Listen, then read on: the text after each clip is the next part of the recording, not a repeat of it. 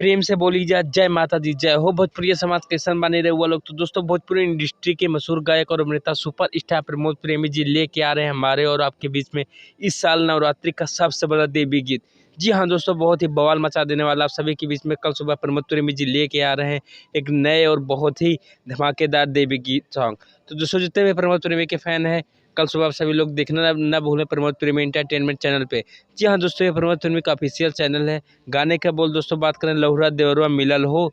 जी हाँ दोस्तों, लहुरा देवरवा मिलल हो का कल आप सभी लोग डायरेक्ट वीडियो सॉन्ग देखिए प्रमोद प्रेमी एंटरटेन पे। दोस्तों इस गाने को लिखा है कृष्णा बेदर्जी ने, म्यूजिक दिया है आर्या शर्मा ने। तो दोस्तों कल सुबह 6:30 पे 12 अक्टूबर यानी कि कल ही सुबह आप सभी के इसमें गाने रिलीज हो रहा है।